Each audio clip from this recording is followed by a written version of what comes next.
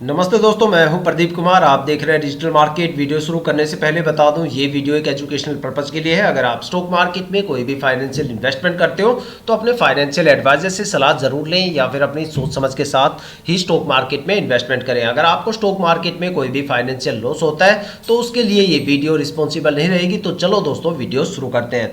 देखो दोस्तों, आज हम बात करने वाले हैं IVP स्टॉक के रिटर्न के बारे में। देखा जाए तो ये स्टॉक केमिकल सेक्टर से बिलोंग करता है। देखो, स्टॉक के बारे में मैं आपको दो चीजें सबसे साफ क्लियर समझाने वाला हूं। एक तो स्टॉक के पिछले 5 साल के रिटर्न के बारे में और दूसरा स्टॉक के होल्डिंग पैटर्न के बारे में। अगर आप ये दो चीजें किसी भी स्टॉक के बारे में बारीकी से समझ जाते हो तो समझ लो आपने उस स्टॉक की कम से कम 60 से लेकर 80% तक जो डीप फंडामेंटल एनालिसिस है वो मात्रा आपने चंद मिनटों की वीडियो में कर डाली।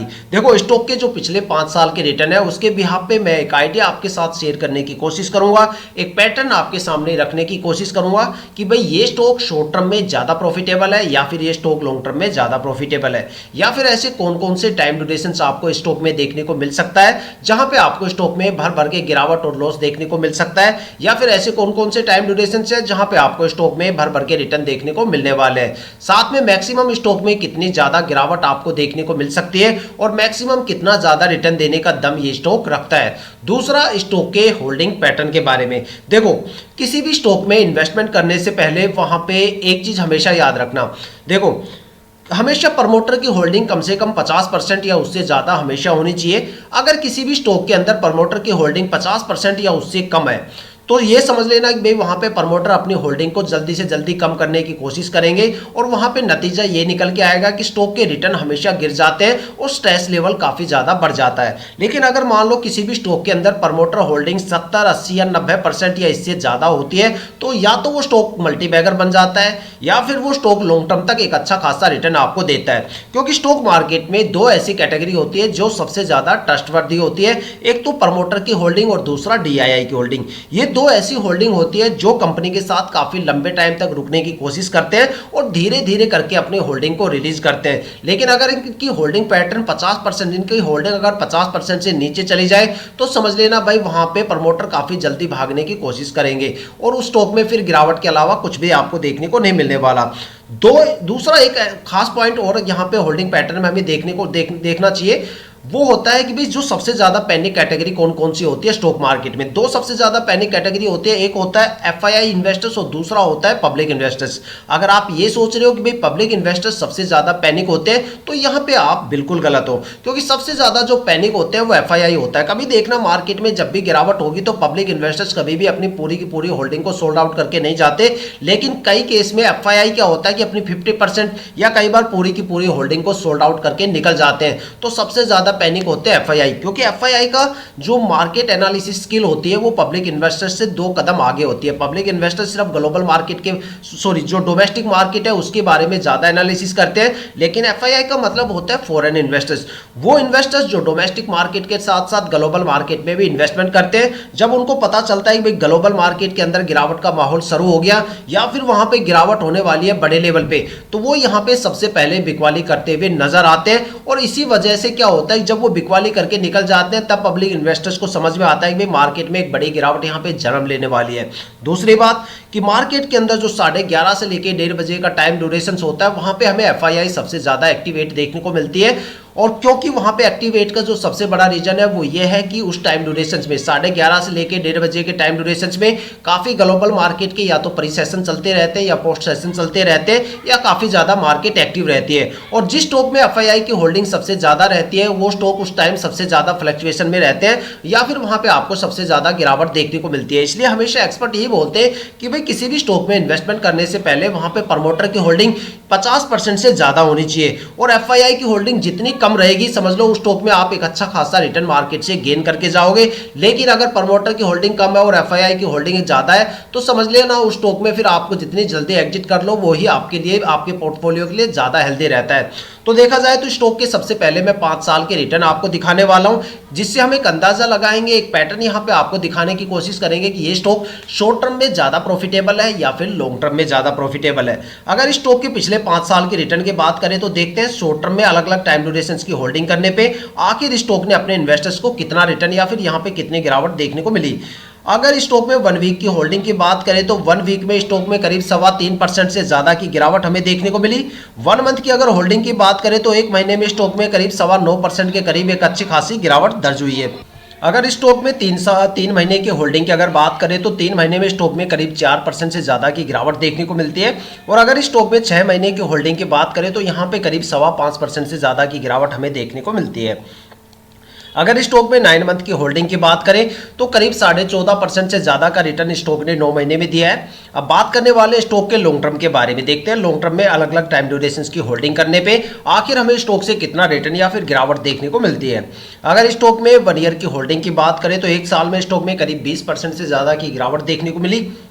और अगर स्टॉक में 2 साल की होल्डिंग की बात करें तो 2 साल में स्टॉक ने करीब 51% से ज़्यादा का रिटर्न दिया है।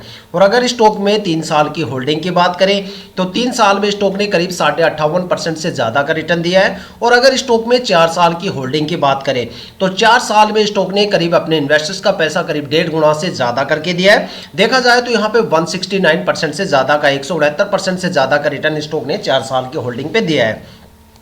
अगर देखा जाए तो यहाँ पे अगर 5 साल की होल्डिंग की बात करें तो स्टॉक ने अपने इन्वेस्टर्स का पैसा करीब 2.5 गुना से ज़्यादा करके दिया है। 274% का रिटर्न स्टॉक ने 5 साल में दिया है। अगर एक कंक्लूजन निकाल के देखा जाए तो ये स्टॉक शॉर्ट टर्म में एवरेज प्रॉफिटेबल है। और अगर बात करें लॉन्ग टर्म के बारे में तो ये स्टॉक लॉन्ग टर्म में काफ़ी ज़्यादा प्रॉफिटेबल है। शॉर्ट टर्म के अगर सबसे बेस्ट टाइम ड्यूरेशन की बात करें तो वो यहाँ पे 9 मंथ का टाइम ड्यूरेशन है, जहाँ पे स्टॉक ने करीब 14.5% से ज़्यादा का रिटर्न दिया है। और अगर बात करें स्टॉक में लॉन्ग टर्म को लेके तो लॉन्ग टर्म में मैं आपको यही कहूंगा कि स्टॉक में आप जितने लंबे टाइम ड्यूरेशन के लिए होल्ड करोगे उतना अच्छा खासा रिटर्न आपको स्टॉक में देखने को मिलेगा। अगर लॉन्ग टर्म के सबसे बेस्ट टाइम ड्यूरेशन की बात करें तो यहाँ पे 5 साल का टाइम ड्यूरेशन है, जहां पे स्टॉक ने करीब 274% के करीब एक अच्छा खासा रिटर्न दिया है।